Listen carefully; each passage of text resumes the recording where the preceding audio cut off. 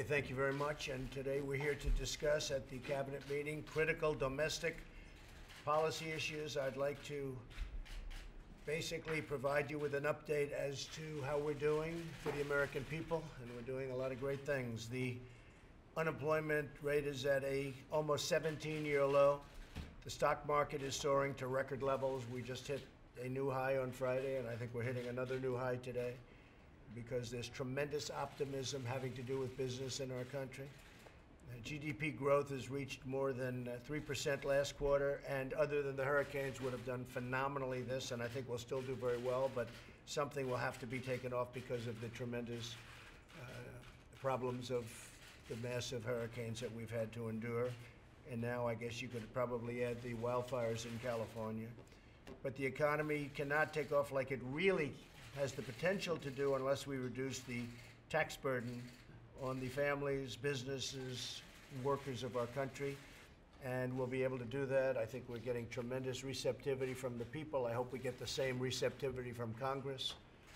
But we are getting tremendous accolades for what we're doing, having to do with both reform and with the massive tax cuts. It'll be the largest tax cuts in the history of our country. We're one of the highest tax nations in the world right now, costing us millions of jobs and trillions of dollars. It's time to restore America's competitive edge and pass historic tax cuts to the American people. 1 point in GDP would be $2.5 trillion. Think of that, revenues. 1 point, if we go up from 3 to 4. And when I began, we were in the ones. And now the last quarter, we were at 3.2%. And we're going up higher. But if we went, as an example, from 2 to 3 or from 3 to 4, we're talking about $2.5 trillion, and we're also talking about many millions of jobs. So we want to also reduce excessive government spending, and that's what we're working on at our cabinet meeting today. As we head into next year's budget season, I've asked Director Mulvaney to come up and find various savings in all of the departments that are gathered around the table, which is everybody. I need my cabinet to work with Director Mulvaney to fight these spending cuts, fight for them, and make sure that they happen. And we want to make the departments as lean and efficient as possible. At the same time, we're going to be departments with lots of heart. Lots of heart. One thing we're going to be looking at very strongly is welfare reform. That's becoming a very, very big subject, and people are taking advantage of the system, and then other people aren't receiving what they really need to live, and we think it's very unfair to them. But some people are really taking advantage of our system from that standpoint, and we are going to be looking very, very strongly, therefore, at welfare reform. It's going to be a very big topic under this administration, and it started already, and we have a lot of recommendations that we're going to be making, and you'll be hearing about them very shortly. The other thing we're doing that relates to people's lives is the prescription drug prices are out of control. The drug prices have gone through the roof, and if you look at the same exact drug by the same exact company, made in the same exact box and sold someplace else, sometimes it's a fraction of what we pay in this country. Meaning, as usual, the world is taking advantage of the United States. They're setting prices in other countries, and we're not. The drug companies, frankly, are getting away with murder. And we want to bring our prices down to what other countries are paying, or at least close, and let the other countries pay more, because they're setting such low prices that we're actually subsidizing other countries. And that's just not going to happen anymore. This has been going on for years, where our people are paying so much more for, and I don't mean they're paying 2% more. I mean they're paying double, triple, quadruple. They're paying so much more that it's very unfair to the United States, as usual. Last week, I also sent a letter to Congress outlining my administration's top priorities for immigration reform.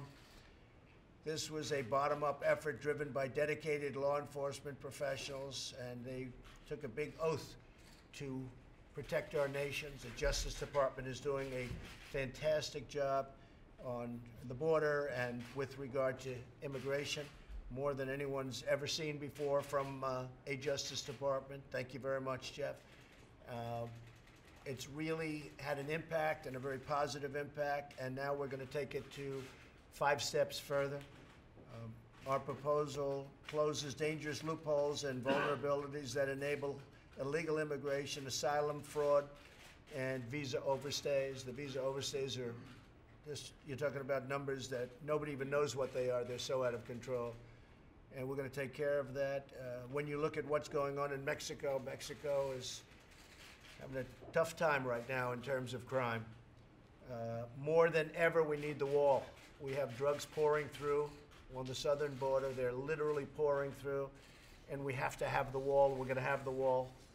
But if you look at just what's happening on the other side of the border with the tremendous crime and the tremendous problems going on, we have a very good relationship with Mexico, but there are a lot of problems, and we don't want the drugs, and we don't want the crime, and we need the wall. Crucially, we've asked Congress to ensure that any proposed immigration reform ends chain migration.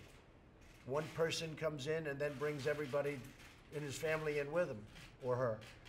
And we have to end chain migration, which is critical for creating a system that puts American workers and the American taxpayer first. Last Thursday, I proudly nominated Kirstjen Nielsen to serve as Secretary of the Department of Homeland Security. I urge the Senate to quickly confirm this really tremendously qualified nominee. And I also asked for my other nominees. We have approximately half the number of nominees confirmed by the Senate because, frankly, the Democrats have terrible policy, terrible, and they're very good at really obstruction. And one thing they do well, their policy's no good, and I'm not even sure they're very good politicians because they don't seem to be doing too well. That could be because of their bad policy. But they're great at obstruction.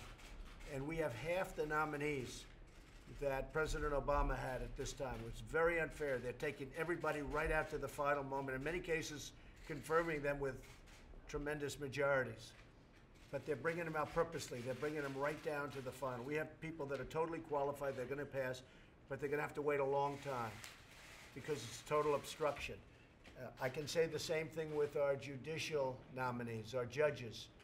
We have some of the most qualified people. The Wall Street Journal wrote a story about it the other day, that this is some of the most qualified people ever, and they're waiting forever online.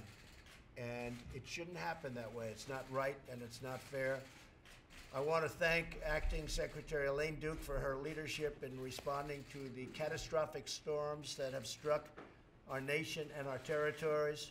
We've also issued a disaster declaration in California in response to the devastating wildfires like we've never seen.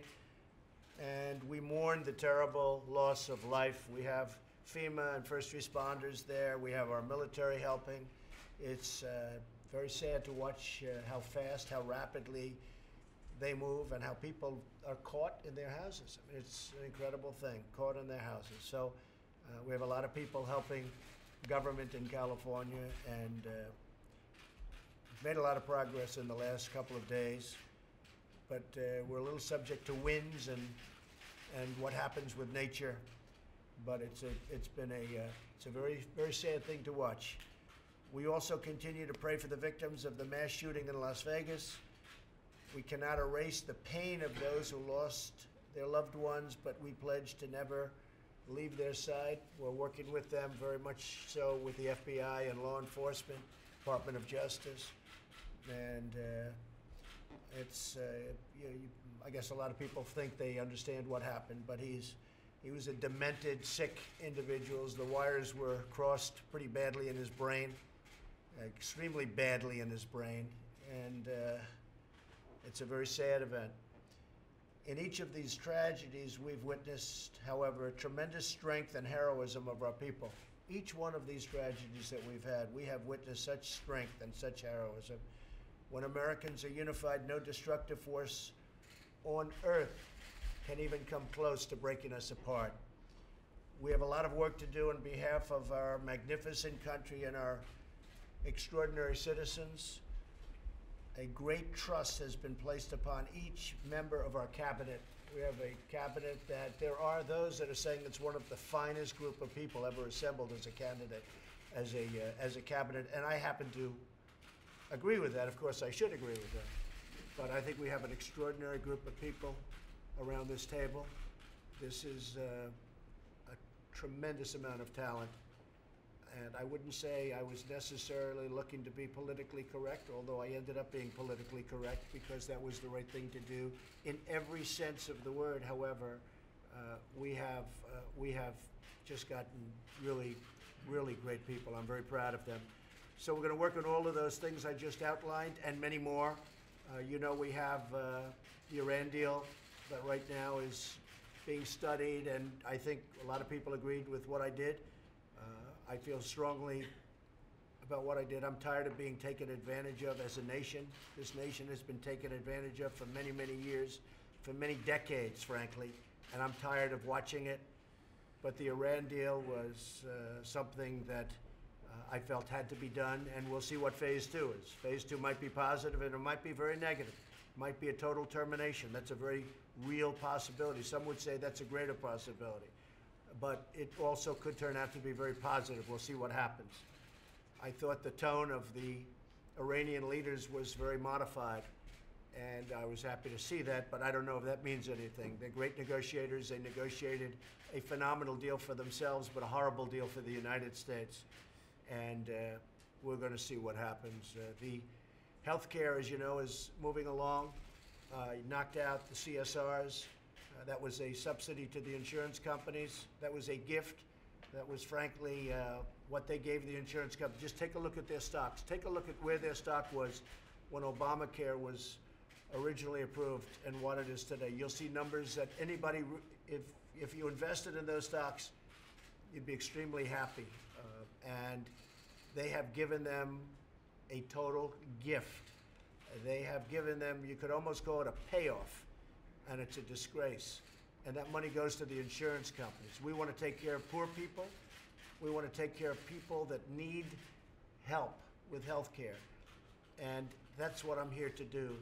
And I'm never going to get campaign contributions, I guarantee you that, from the insurance companies, but a lot of other people got them. You look at the Democrats, take a look at that. Take a look at how much money has been spent by the Democrats and by the health companies on politicians generally, but take a look at the coffers of the Democrats. So the CSR payments has actually brought Republicans and Democrats together because we got calls, emergency calls from the Democrats, and I think probably the Republicans were also calling them saying, let's come up with at least a short-term fix of health care in this country. And the gravy train ended the day I knocked out the insurance company's money, which was last week. Hundreds of millions of dollars a month handed to the insurance companies for very little reason, believe me. I want the money to go to the people. I want the money to go to poor people that need it. I want the money to go to people that need proper health care, not to insurance companies, which is where it's going. As of last week, I ended that. So we have a lot of interesting things to do. I'm meeting with Mitch McConnell in a little while for lunch. I think we're going to say a few words on the steps after that. I know you won't have any questions. And pretty much that's it. Enjoy yourselves, folks, and I'll see you out there with Mitch McConnell. Thank you very much. Mr. President, Okay, do you thanks, approve of everyone. Steve Bannon more on Thank you. Mitch McConnell and the Thank you, Republican John. establishment? Well, Steve is very committed. He's a friend of mine, and he's very committed to getting things passed. I mean, look, I have, you know, despite what the press writes, I have great relationships with actually many senators, but in particular with most Republican senators. But we're not getting the job done. And I'm not going to blame myself, I'll be honest. They are not getting the job done. We've had health care approved, and then you had a surprise vote by John McCain. We've had other things happen, and they're not getting the job done. And I can understand where Steve Bannon's coming from, and I can understand, to be honest with you, John, I can understand where a lot of people are coming from, because I'm not happy about it, and a lot of people aren't happy about it. We need tax cuts. We need health care. Now, we're going to get the health care done. In my opinion, what's happening is as we meet, Republicans are meeting with Democrats because of what I did with the CSRs, because I cut off the gravy train. If I didn't cut the CSRs, they wouldn't be meeting. They'd be having lunch and enjoying themselves, all right? They're right now having emergency meetings to get a short-term fix of health care, where premiums don't have to double and triple every year like they've been doing under Obamacare, because Obamacare is finished. It's dead. It's gone. It's no longer, you shouldn't even mention, it's gone. There is no such thing as Obamacare anymore. It is and I said this years ago, it's a concept that couldn't have worked. In its best days, it couldn't have worked. But we're working on some kind of a short-term fix prior to the Republicans getting together, maybe with some Democrats. Again, it's obstruction, but maybe with some Democrats to fix health care permanently. So I think we'll have a short-term fix with Republicans and Democrats getting together. And after that, we're going to have a successful vote because, as you know, we were one vote short, and I think we have the votes right now, whether it's through block grant or something else, block granting the money back to the states, which does seem to make sense where the states run it, because it's a smaller form of government that can be more individually sensitive. So that'll happen fairly shortly. As soon as we have the next reconciliation, I think we'll get the vote for health care. I feel very confident of that. I think we already have the vote for health care. You know, sadly, the Democrats can't join us on that, which will be the long-term fix. But I do believe we'll have a short-term fix because I think the Democrats will be blamed for the mess. This is an Obamacare mess. When the premiums go up, that has nothing to do with anything other than the fact that we had poor health care, delivered poorly, written poorly, approved by the Democrats. It was called Obamacare. But I think we'll have a short-term fix, and then we'll have a long-term fix, and that will take place probably in March or April. We will have a very solid vote. It'll be probably 100% Republican, no Democrats, but most people know that that's going to be a very good form of health insurance. So that'll be it. Okay? Any other questions? No? Thank you. I'll see you in a little while. Campaigning against Republicans running for Thanks, re-election. John. Thanks, John. I know how he feels. Depends on who you're talking about. There are some Republicans, frankly, that should be ashamed of themselves, but most of them, I tell you what, I know the Republican senators. Most of them are really, really great people that want to work hard and they want to do a great thing for the American public. But you had a few people that really disappointed us. They really, really disappointed us. So I can understand fully how Steve Bannon feels. Okay? Thank you very much. Thank you.